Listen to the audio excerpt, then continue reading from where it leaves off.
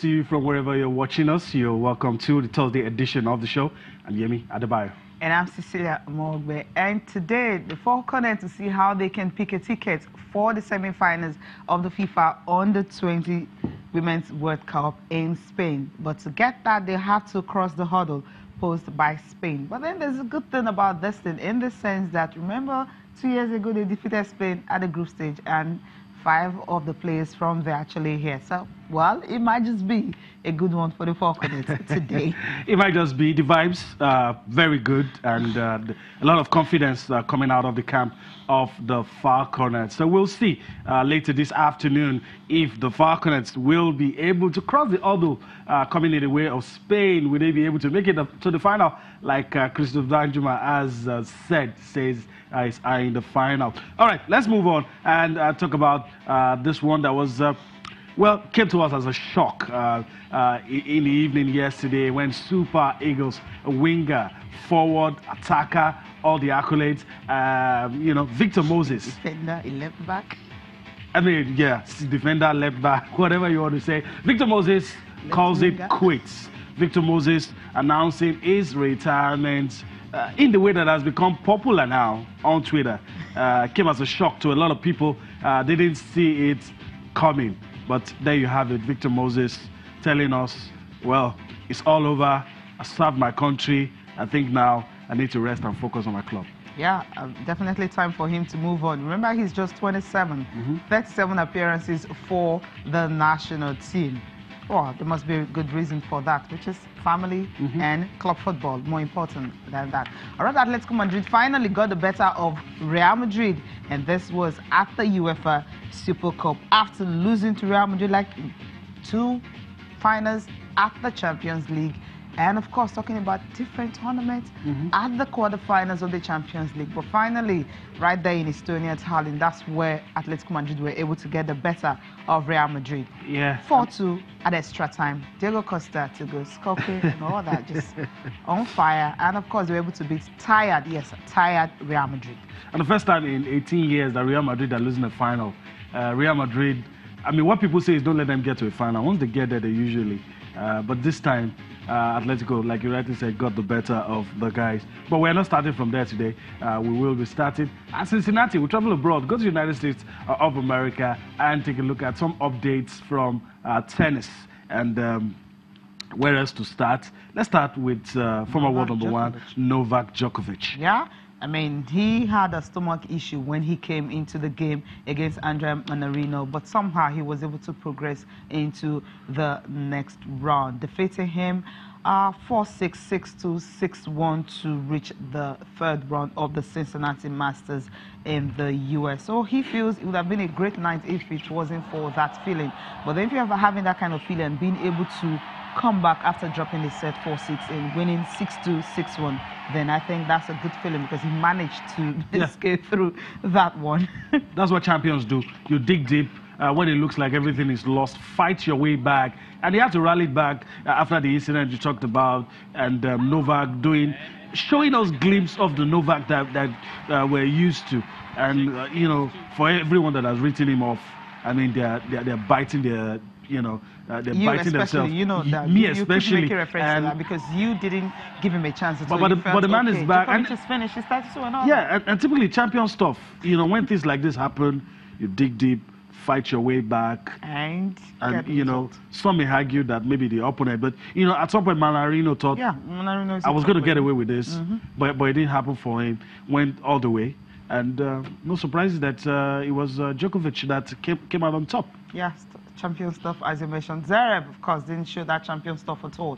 He's out losing to Robin Hans. The second time, this is actually the 3rd time, and the last 2 meetings, okay, more like 2-2 now, head-to-head record, because Zverev has won twice, and of course, Haas has won twice also. But in this one, we didn't expect this kind of defeat. Robin Hans defeating Alexander Zverev 7-5, 6-4, 6-5. And that's the way it happened on the day. So he's out of the tournament. Yeah, that's it. It's out. A lot was expected from the young man, but just didn't happen the way we thought it was gonna happen. And he's tiring of, right? Yeah, you know, the toy is growling. Really no excuse though. But you know, these guys are not machines. There are matches they will lose. There are times they will not be at their best. And this is what happened. You know, David doesn't usually beat Goliath. Goliath must have a bad day. And so I think it's a blip. Yeah, it's just a blip, right? And, but he actually struggled in it, going to tie breaks, winning the sets and all that. He just didn't lose like that. I mean, he tried to fight back, but it just didn't happen for him on the day. Okay, also cruising. I mean, why Robin Hans had to cruise, but Stan Wawrinka also against Kenny Shikori. We expected. Okay, what was the expectation before this game? I thought it was going to be tight. I thought it was going to be close. Okay. I didn't expect it to end in 2 sets. Okay. That's but it ended that way. 6-4.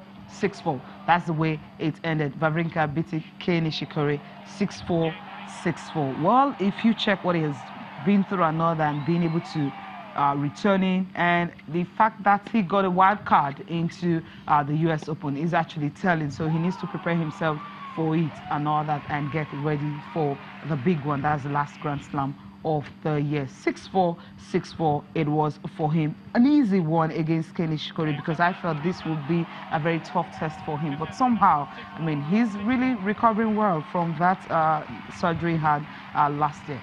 Yeah, it's gradually getting back into the swing, gradually, you know, getting in there. Both guys are in similar circumstances, similar situation. At the end of it, Wawrinka's on his worst, no knee. Yes, spend more time with the doctors than on the courts. But it's interesting that it's getting back, and both guys are contenders for the Grand Slam, last Grand Slam of the year, if they are okay, barring injuries. Even though I won't put them in the class of the top three, that's Nadal, Djokovic, and Roger Federer. But those guys are just close. Okay, close. Kind of close.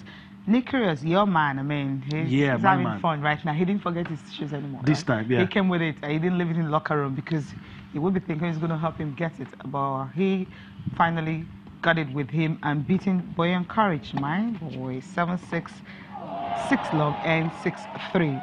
And I'm like, I mean, what happened in that second set? Yeah, it was a blowout in the second set. Whatever he was thinking, maybe he thought he had crossed the line already. But this time, like you said, didn't forget his shoes, no drama, step to the court, play your game. And fully focused. Fully focused. Boyan Karic pushed him all the way. And that's the evidence that he went to 3 sets. And the way his opponent defeated him, beat him in the second set, shows that it was close. But this was what he meant to the Australian. A lot of people are calling him bad boy. I just want to focus on this game. Nick Kyrgios, great guy. If he can put his head on his shoulder, if he can, and forget about all the tantrums, forget about all the other issues. He's a great guy. Yeah, he's been doing that this year a lot. I mean, he's been a good boy. Yeah, I hope he continues in that state because he's very talented. Just like the French guy, I mean, also with a lot of talent, but somehow he doesn't have off-court drama. But then just for them to focus on it and see what they can actually get, because we are tired of just seeing those in their 30s keep winning Grand Slams and those in their 20s not even having a chance at all or having a shot at it. But then we'll see what's going to happen to Nick Kyrgios. If he's focused, we know how talented he is. He can actually, you know, go ahead and, who knows, start with the Australian Open Grand Slam champion. All right, as an Australian. Okay, now let's talk about this man. Before the World Cup, I mean, almost all the countries now that they were grouped against, I mean, they had to play with FIFA, CAS and all that. Just allowed this guy play.